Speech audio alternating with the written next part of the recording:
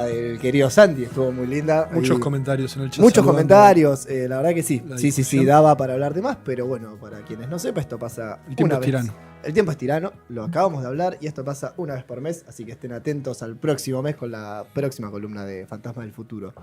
Pero ahora vamos a tener una gran entrevista y aquí quizá me ponga emotivo porque ya dije que el primer programa arrancó con ella, con Alejandra Camilla, una cuentista argentina que publicó 3 libros que casi formarían una trilogía. Sí. Son Los árboles caídos también son el bosque, El sol mueve la sombra de las cosas quietas y La paciencia del agua sobre cada piedra. Grandes nombres, ya hablaremos de las influencias y de cosas. Estamos en comunicación con ella. Alejandra, ¿nos escuchás? Sí, perfecto. ¿Cómo están? ¿Cómo estás, Alejandra? ¿Todo bien? Muy bien, contenta de estar de nuevo bien. En la trinchera. Te agradecemos, ya han pasado, como no sabíamos hoy si 2 o 3 años. Dos años por lo menos de la primera charla. Y hoy queríamos volver un poco a charlar, obviamente, de tus libros, pero meternos en el género, cuento, en cómo lo percibís vos y demás. Y preguntarte entonces primero, ¿cuáles fueron, si las recordás, tus influencias en el género cuento? ¿Cuáles fueron los primeros escritores y escritoras que te volaron la cabeza, que encontraste algo que tenía el cuento que te llamó la atención? Bueno, los argentinos tenemos una tradición cuentística. A mí yo leí siempre, pero uno de los hitos para mí de mi vida literaria fue cuando leí por primera vez a Borges en el colegio. Después, por supuesto, Cortázar. Y en mi casa estaba la colección completa de Maupassant, Chekhov. Entonces había mucho cuento disponible. Y además supongo que por ser chica en esa época, la brevedad debe haber ayudado. Después ya me enamoré del género y ahí quedé. Alejandra, ¿cómo estás? Te saludo por acá. Un placer que estés de vuelta acá en Plástico Cruel. Alejandra fue muy generosa y nos invitó a un desayuno, a Lucho y a mí, cuando reeditaron sus 2 primeros libros por Eterna Cadencia. Y fue la última vez que desayunamos, así que te agradecemos un montón. Pero nada, fue hermoso. Lo recordamos con mucho cariño. Nada, fue una charla íntima y muy hermosa, así que agradecerte por eso. Y preguntarte, nombraste a Chekhov, ¿no? Recién, como una de esas primeras lecturas. Digo, ¿qué te seduce de un cuentista como Chekhov, que más conocido como el creador del cuento moderno, ¿no? De esta renovación de cuento? ¿Y qué te seduce del cuento clásico a lo Poe, digamos, ¿no? De esas estructuras de esto que decía Cortázar del cuento como una esfera perfecta y esta idea de Chekhov de, bueno, a esta esfera perfecta le suelto las puntas y veo qué pasa. ¿Cómo te llevas con esas 2 instancias del cuento? Lo primero que me atrae del cuento es la concisión, ¿no? Y en el cuento nada puede estar de más. Viste que Cortázar, vos tomás lo de la esfera, a mí me gusta también lo de, viste que dice que tiene que ser por knockout. Sí. Esa idea también me gusta, como de algo muy, muy certero, de no poder fallar, no poder dar muchas vueltas. Eso me atrae mucho. Y viste que Borges decía que él era cuentista por pereza, un poco. Hay algo de la idea, de la sensación de abarcabilidad que da el cuento que me resulta muy cómoda. Pero, no obstante, estoy en medio de un intento de novela, justamente por desafiar esta sensación de abarcabilidad. Digo abarcabilidad en el sentido de que uno siente que ya sabe a dónde va y cuál es el camino. Es como ir de acá a la esquina, ¿no? Sí. Más o menos ya ves todo trazado el camino. En cambio, la novela es más como ir de acá a Mar del Plata y el camino va a deparar seguramente sorpresas, imprevistos, cambios de ruta. Entonces, por ahora me atrajo mucho esta sensación de abarcabilidad, me fue muy cómoda. Tal vez por cómoda quiero intentar otra cosa. Che, ¿y cómo te estás llevando con esos vericuetos que pueden ocurrir en la novela? ¿Cómo los vas trabajando? Porque estás tan acostumbrada a escribir cuentos. Todavía estoy en una etapa en la que estoy encarando la novela como una cuentista, digamos, de manera muy fragmentaria, porque estoy todavía en una etapa de juntar material de manera fragmentaria. La sensación más de novela, esta sensación más de lanzarse a lo desconocido, va a venir después, supongo. Todavía no estoy ahí. Alejandra, ¿cómo estás? Pedro te saluda. Pensaba un poco cuando decías esto, cómo trabajar la cuestión del tiempo, digamos, ¿no? Del tiempo de escritura. Recién conversábamos en otra columna alrededor del tiempo y pensaba, vos te has vuelto una figura importante en la literatura argentina, tenés muchos lectores, digo, cuando nosotros promocionamos la conversación, mucha gente estaba muy contenta de que conversáramos con vos. ¿Cómo juega eso a la hora de, digo, sos exigente con vos misma en el sentido de ponerte tiempos, de decir, uy, tengo que producir o avanzar con este material que quiero trabajar? Porque a su vez hay algo también de decir, bueno, están estos 3 libros de cuentos para que se lean y que los libros tengan su tiempo de recepción, que no quede tan corto como hoy en día parece circular la literatura, que es todo tan veloz y tan ágil. Digo, la paciencia es un tema en tu literatura. ¿Te preguntás cosas en torno a esto, al tiempo de producir una obra, de recepción de una obra? No, soy muy, muy exigente conmigo misma, a veces bastante impiadosa, pero no en el tema de los tiempos, porque creo mucho en la idea, vieron que los griegos siempre se cita que tenían como 2 ideas de tiempo, uno que es más la cosa sucesiva y otra como una idea que tiene que ver con la oportunidad, como del momento justo de las cosas. Bueno, creo mucho en eso, en un tiempo marcado desde algún otro lugar, no desde mí, ¿no? Claro, sí. O no desde el control, por lo menos. Creo que tengo que hacer lo que tengo que hacer al paso que lo tenga que hacer. Incluso hay algo... No creo en apurar las cosas, eso. Sí, súper interesante eso, porque también hay algo en tu recorrido literario como escritora. Tenés un comienzo, no tan joven tal vez como otros recorridos de otros autores. Se tarda en llegar tu primer libro, lo cual es eso, pienso un poco en esto y en cómo fue también, preguntarte un poco cómo surge ese primer momento de decir, bueno, voy a transformarme en escritora, voy a publicar un libro. Fue algo que... Sí, es en el mismo sentido, con esta idea de tiempo como un ritmo a respetar, ¿no? No como con la idea de plazos. Y tal vez quiero seguir haciéndolo así porque sin yo forzar nada, por ejemplo, nunca me importó publicar. Y llegó sola igual la publicación. Y pareció demorar, pero después el tiempo demostró haber sido el que tenía que ser. Después fui descubriendo un ritmo en mí misma, digamos, porque los libros están separados por 4 años. Por eso lo veo más como seguir, no sé si llamarlo intuición o respetar el tiempo, un tiempo interno. Genial.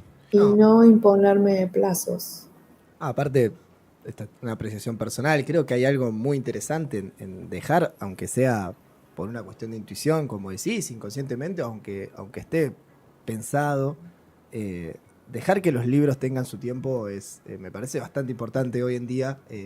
Incluso a mí me ha pasado las relecturas, digo, te vuelven a traer cosas que se nos habían pasado la primera vez y que quizás no hubieran pasado si teníamos 2 publicaciones más tuyas, por ejemplo, que quizá verse sobre otra cosa. Qué bueno eso que decís, me encanta, sí, porque me gustaría que vuelvan a los libros y esa creo que es la gran prueba de fuego, ver si resiste relectura, ¿no? Yo creo que sí, si no, no te hubiéramos llamado. No, Sí. No, nos pasó de releer los libros ahora para la entrevista y encontrar cosas, ¿no? Digo, esto, el mismo lector sobre el mismo libro siempre es un lector diferente, porque cambia la experiencia en el medio, y habernos reencontrado con cuentos tuyos que leímos hace mucho, fue tremendo, porque fue como leer un cuento nuevo. eh, y, y en eso yo te quería preguntar por la efectividad. Digo, tus cuentos son cuentos efectivos.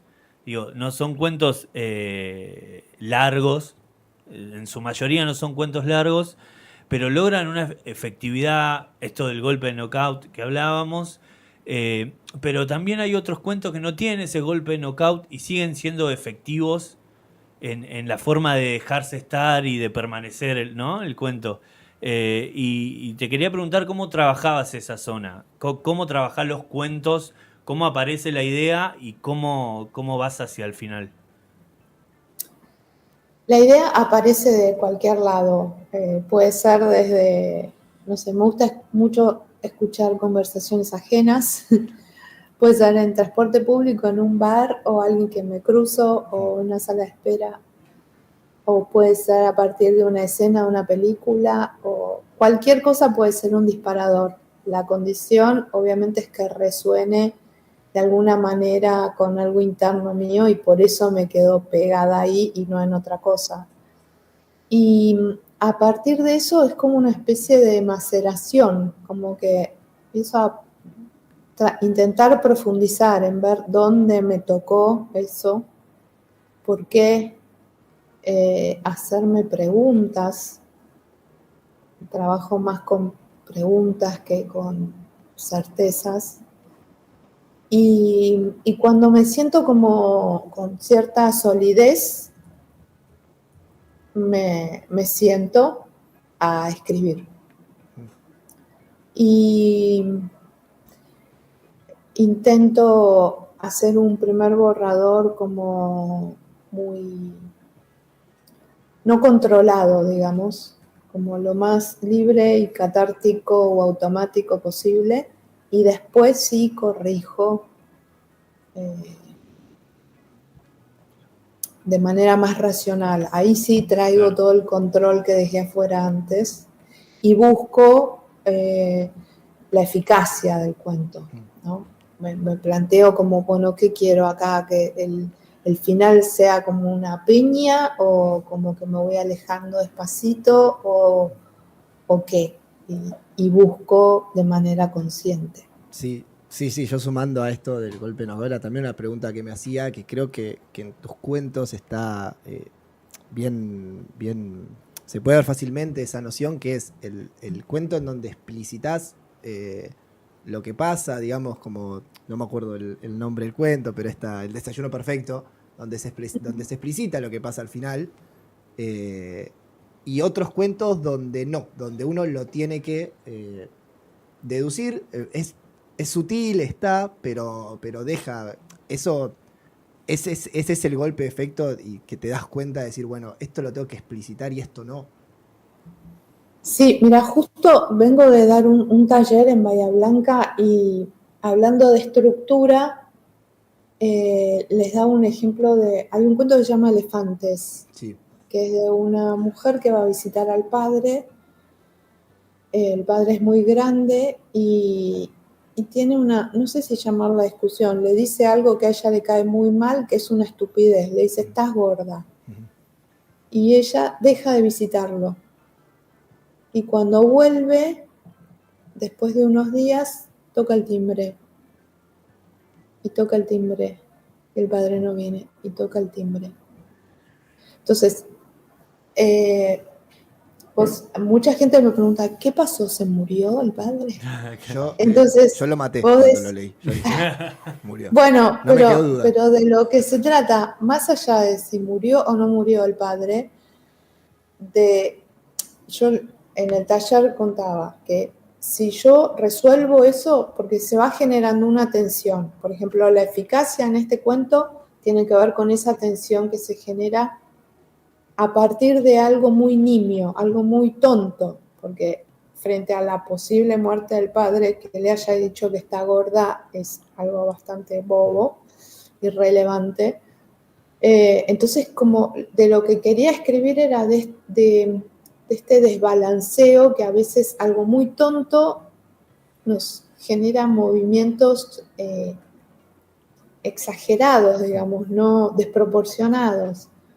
Entonces, hablé de por qué cortar ahí el cuento, porque si yo resuelvo esa tensión, si digo que el padre murió o que el padre no murió, todo el cuento se corre hacia ese lado. Parece que lo importante es eso.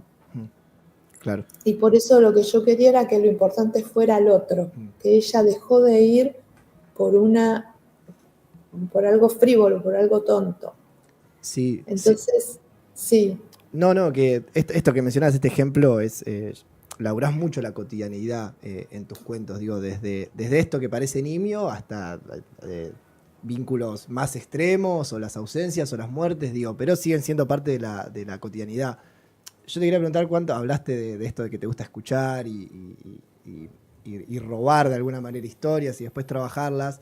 ¿Cuánto se cuela de tus propios pensamientos? ¿Cuánto es autorreferencial? Digo, también hay un trato con Japón, creo, si no me equivoco, de parte de tu padre. ¿Cuánto vas metiendo en eso de lo tuyo en los distintos personajes que vas escribiendo? ¿O si no hay nada? Si simplemente es pura creación.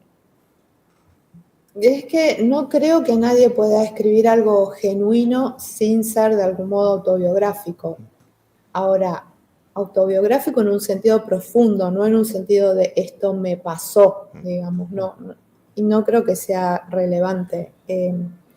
Por ejemplo, cuando hablamos de este tema me gusta contar que para mí uno de mis cuentos más autobiográficos es uno que se llama Sakuragari, que es de una mujer que habla con el gato. Sí.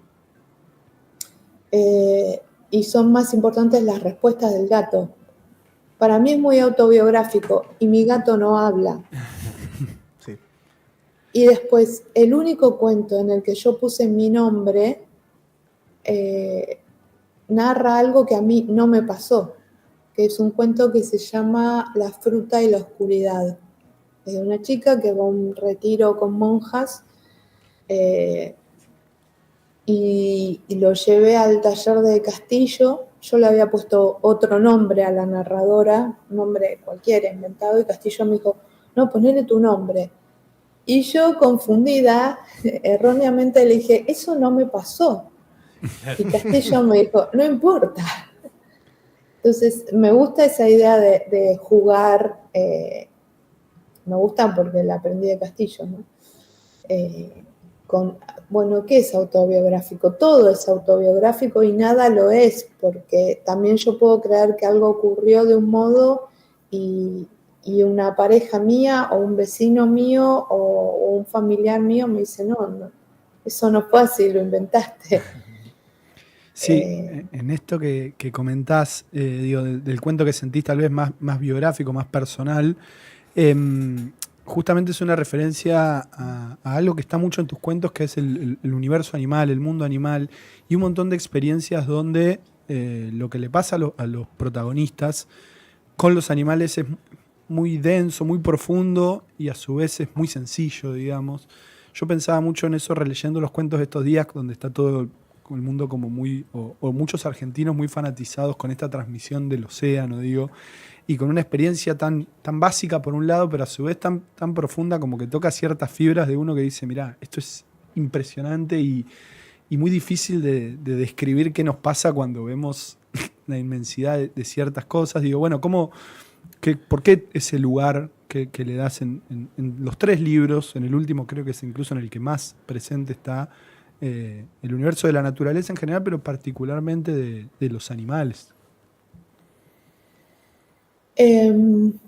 Mira, me pasó algo que me resulta interesante, que es, salió el libro y tenía muchos animales. Yo no quería que saliese como un libro de animales. Le dije a mi editora y ella me dijo que era fácil.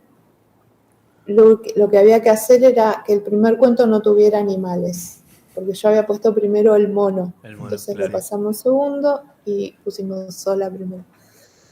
Y me pasó que cuando salió el libro había muchos libros de animales, había muchos otros. Y me parece me resultó muy interesante eso, porque habla de algo que no es que me está ocurriendo a mí o lo hago yo, sino que nos está ocurriendo. Como cierto, viste, cuando te das vuelta así, miras al que tenés al lado, algo así, como una mirada que espero yo que hayamos puesto sobre los que cohabitan con nosotros, ¿no? Antes hablabas de Abelardo, del taller de Abelardo Castillo, y al principio cuando queríamos charlar con vos nuevamente dijimos, llamemos a Alejandra para hablar de Abelardo Castillo, de los cuentos y demás. Pero bueno, después también aquella entrevista que hicimos hace un par de años, la perdimos cuando nos hackearon el canal de YouTube y demás. Nos pasó, así que era una buena oportunidad para charlar un poco de ambas cosas, ¿no? Y preguntarte, bueno, fuiste al taller con Abelardo Castillo, uno de los grandes escritores y cuentistas de la literatura argentina, digo, ¿cómo fue ese camino al lado de Abelardo Castillo? Yo fui primero al taller de Inés Fernández Moreno y esa primera experiencia fue como muy amable, muy amorosa, muy fácil. Y después vino lo contrario. Se complicó. Después se complicó, pero bueno, como les decía del cuento y de la novela, después de un rato está bueno desafiarse, salir un poco de la zona de confort, ¿no? El taller de Abelardo era muy estricto y muy interesante, muy intenso, interesante.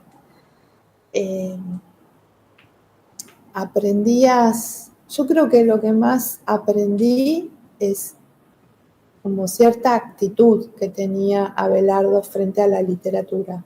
La literatura en el sentido más que nada de leer, no solo de escribir, ¿no? Él vivía para la literatura. No disfrutaba, no sé, no le importaba comer, no le importaba vestirse de determinada manera, no le importaba salir de su casa, no le importaba viajar, le importaba leer, más que nada.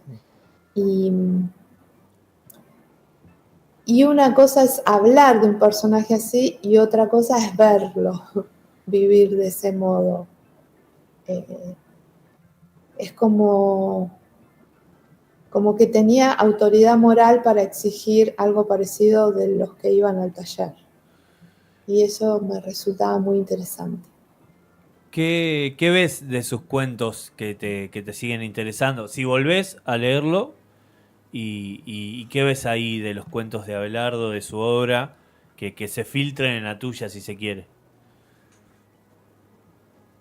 No, su influencia no trabaja en ese sentido. Quiero decir, yo no me parezco en nada a Abelardo, pero el mérito de un buen maestro es ponerte en tu camino, no en el de él, ¿no? De hecho, yo no me parezco a Abelardo como persona en nada. Y por eso nuestros modos de escribir tampoco. Pero lo que sí intento parecerme es en ser genuina. Claro. Abelardo hablaba desde un lugar muy genuino. Eso es lo que me gustaría también tener. A mí se me disparó algo cuando empezamos a hablar de Abelardo. Era un tipo que constantemente estaba dando entrevistas y esto que decís, la noción de la literatura que tenía, siempre tenía algo para decir, casi en cualquier ámbito de la literatura donde vaya. Y hay registros, en YouTube ahora hay registros de un montón de charlas. Y vos mencionaste el taller, pero también te vemos muy activa en lo que es eventos y una charla acá y una charla allá. ¿Cómo te llevas con eso vos? ¿Sentís que siempre tenés para decir algo? Hay veces que es, bueno, un poco de miedo de decir qué va a pasar, qué tengo para decir, si hay dudas. Te digo honestamente, a mí me encanta encontrarme con los lectores. Y en general son los lectores los que me dicen las cosas que más me interesan. En general eso, más con los lectores que con quienes te hacen entrevistas. Cuanto más profesional, en general, me van a matar por esto, pero menos me resultan interesantes. Claro. Pero, por ejemplo, siempre algo me llevo de la charla que hicimos con ustedes hace unos años. Me llevé una frase que repito todo el tiempo en los talleres, en otras entrevistas, que era el cuento crece por despojo y la novela por acumulación. Esa es toda de Juan, esa. Es re Juan, es re Juan. Tu hitazo. Es el hit. Es lo mejor que hice. Hasta el momento es lo mejor que hice. Pero es muy buena. Por eso siempre algo me llevo.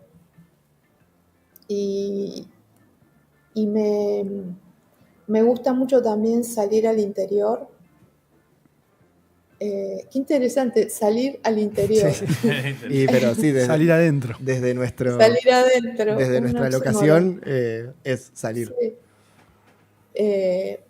Como si fuese salir de la burbuja en la que vivimos, ¿no? Y encontrarme con realidades de las que aprendo un montón. Por ejemplo, siempre me llamó la atención las lecturas de poesía en el interior. Convocan a mucha más gente que acá en Buenos Aires. No sé cómo es donde están ustedes en La Plata, pero yo fui a Bahía Blanca ahora,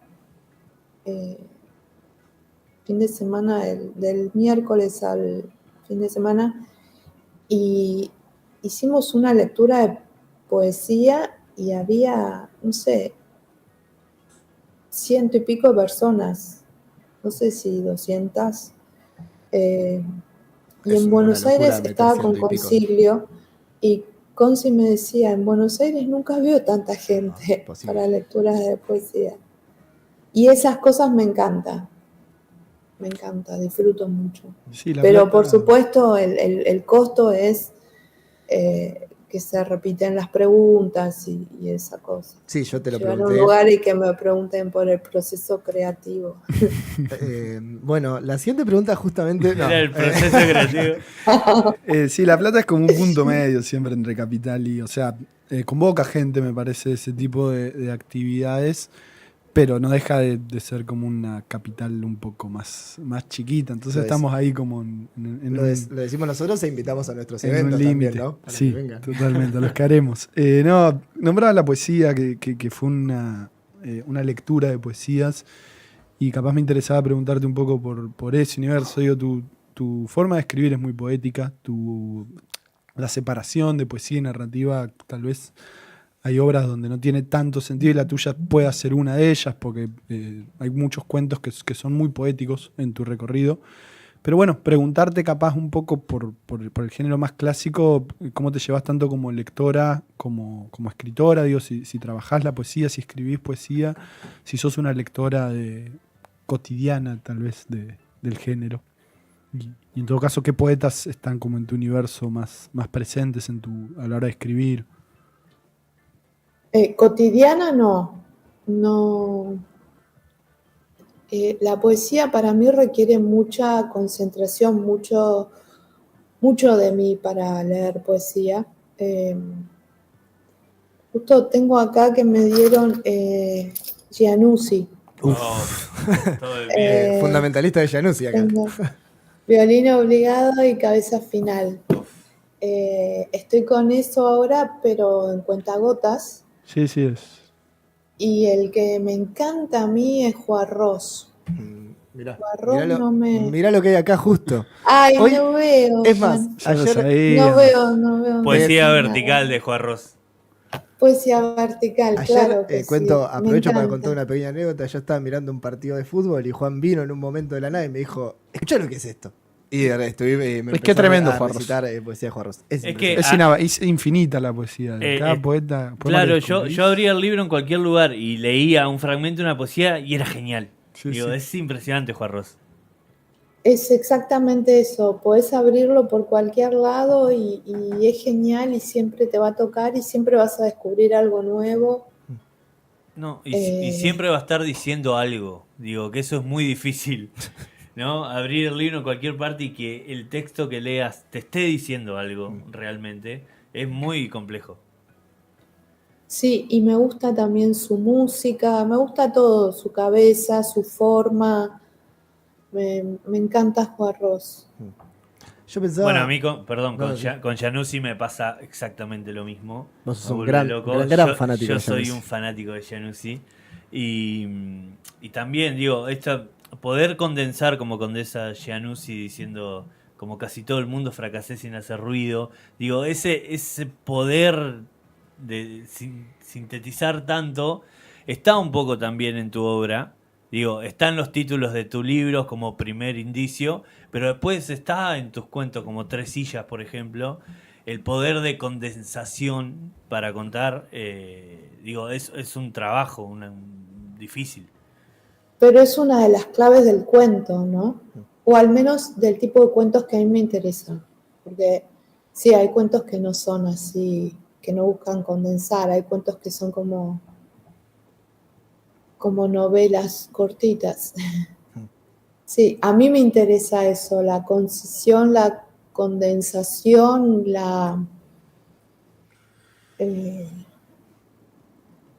mi idea es como, no sé, había unas cositas, ahora hay como unas toallitas o algo que les pones agua y se abren así. Sí. Tengo una idea así como que si yo logro apretar mucho algo en mi escritura, el lector después, eso se va a expandir así, como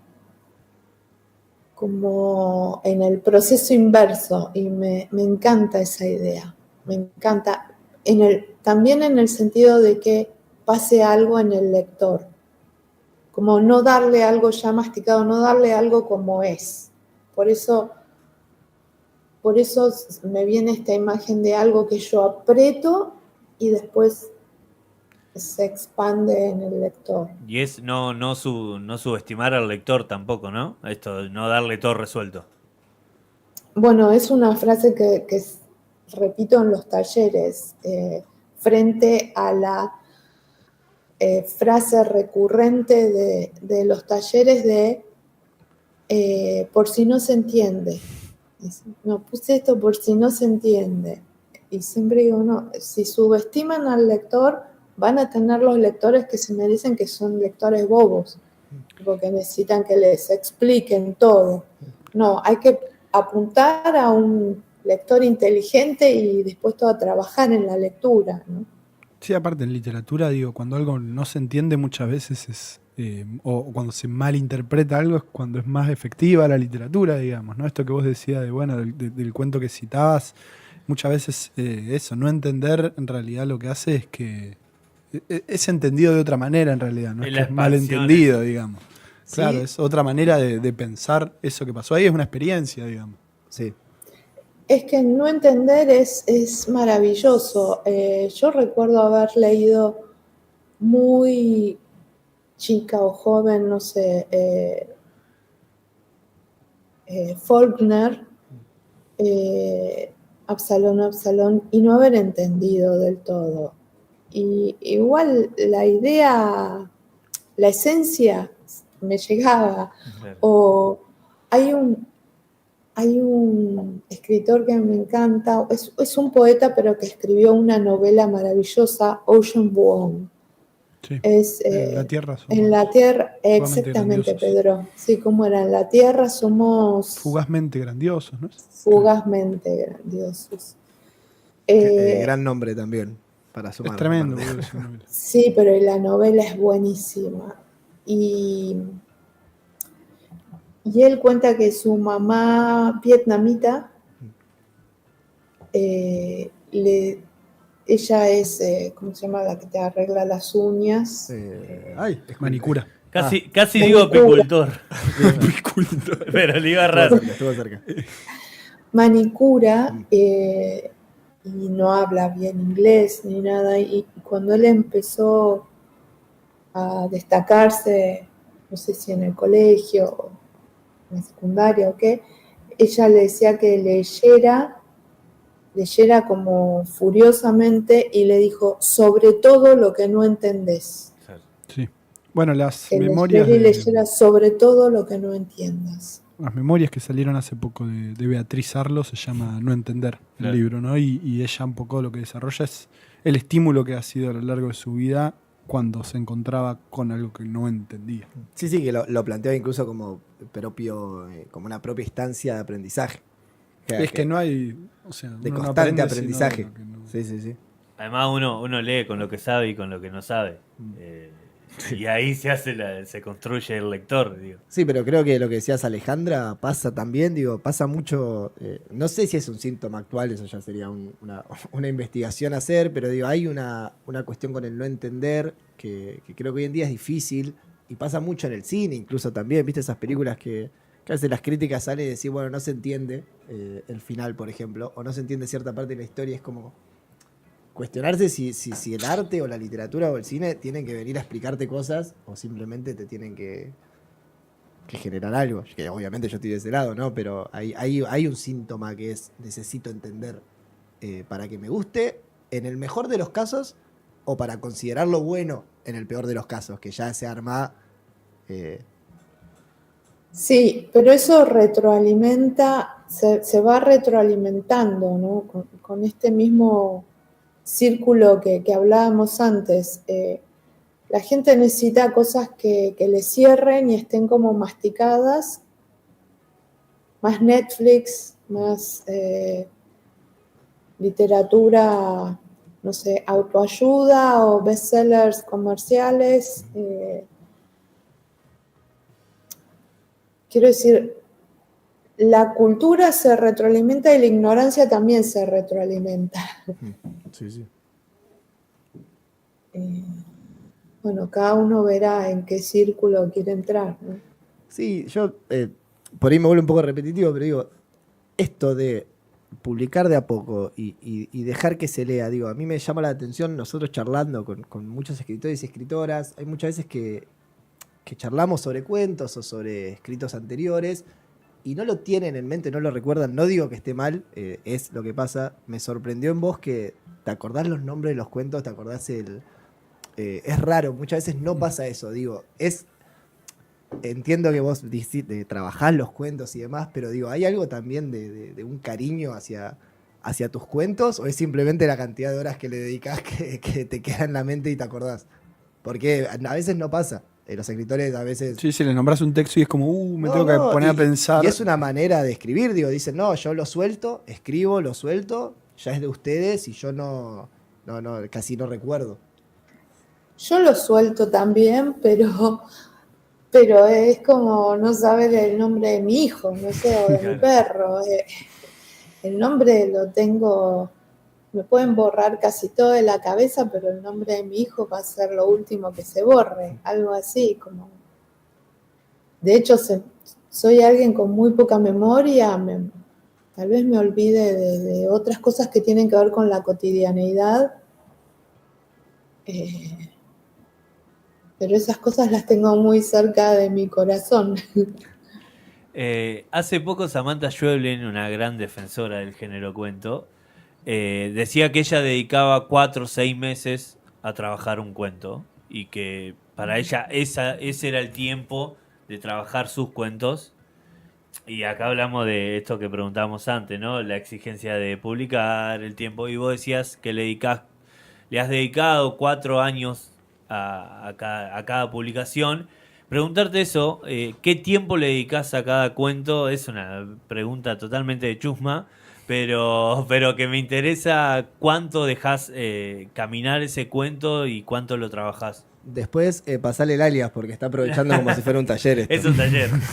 No, está buena la pregunta. Lo que pasa es que el tiempo de los procesos creativos no es el mismo que el tiempo de construir una casa, que puedes ir calculando los ladrillos que pusiste y si en un día pusiste 60, al otro día es muy probable que pongas 60. Sí. Por dar un ejemplo, yo un cuento, creo que mi cuento más largo es uno que se llama El Pozo. Y ese pensé un montón, lo tuve en mi cabeza mucho tiempo y cuando me senté lo escribí de una sentada en muy poco tiempo, en unos 20 minutos, media hora. Todo, menos la última línea. Y la última línea estuve 3 meses para escribirla, porque no encontraba una que me satisfaciera. Por eso son tiempos no mensurables del mismo modo que para meter una torta en el horno. Claro.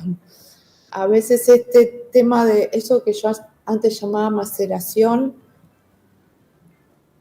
que hago antes de sentarme a escribir, a veces puede tomar días, a veces semanas, meses o años. Sí, el otro día leía una frase de Ray Bradbury que decía: hoy escribí todo el día, a la mañana puse una coma, a la tarde la saqué. Totalmente. Sí, a veces el escribir un día puede ser eso, digamos. Sí, y parece, porque dicho así, parece un chiste, pero a veces poner esa coma tiene 87 justificaciones y derivas, decir, bueno, con esto, una coma, no una coma, pero bueno. Sí, pero una frase puede ser. Tal frase puede mandar el cuento hacia tal lugar y necesitas ir hasta ese lugar y volver y mirar un poco desde la distancia y probar a ver si lo das vuelta así, cómo queda. A mí me encanta ese proceso. Es un proceso como bastante obsesivo. No es trabajoso en el sentido de que es algo que se te queda pegado a la cabeza o vos te quedas pegado ahí. Es muy intenso y está bueno. Bueno, es lo que cuenta María Moreno de Briante, de poner una coma para bajar a tomar agua. Sí, yo te quería preguntar, y creo que tenemos que ir poco a poco llegando. Lamentablemente al tenemos que ir redondeando de esta conversación. No, digo, te pregunté un poco por poesía y preguntarte por los cuentos en general. Bueno, si podés así recomendar algún autor, algún cuentista argentino o no, que hayas descubierto en algún momento de este último tiempo y que te parezca como interesante lo que esté trabajando, lo que esté produciendo. Argentino. ¿O no? A gusto. Bueno, no argentino, hay un autor que recomiendo siempre que a mí me encanta, que es noruego y se llama Kjell Askildsen. Kjell se escribe Kjell. Askildsen, como suena, con K. Y sus cuentos son maravillosos. Y autor argentino, acabo de leer hace muy poquito No sé si esto lo puedo decir. Bueno, lo primicia. digo igual. Porque soy jurado de un concurso Si querés. de publicados. No, igual ya salió la lista. Ah, ok. Ya publicaron la lista. Es una chica que escribió, también había escrito un ensayito sobre el mate que me había gustado, pero leí una novela cortita de ella que se llama La ficción del ahorro, de Fiordo, y me gustó mucho. Me voy a buscar el resto de ella, qué otras cosas tiene. Se llama Carmen Cáceres, ¿puede ser? Carmen Cáceres. Tucumana, ¿no? Misionera. Ah, creo, misionera, ¿no? perdón. Misionera. Creo porque esta novela transcurre en Posadas. Sí, no, lo que pasa es que vi que estuvo en la feria de Tucumán. Ah, y por eso la asocié ahí, pero sí, es misionera. Ella me resultó muy interesante. Bueno, agendamos. Sí. Plástico tiene que estar muy atento. Alejandra, te agradecemos otra vez por la charla. Es un placer poder dialogar con vos y leerte sobre todo, pero que siempre hayas sido tan generosa con nosotros.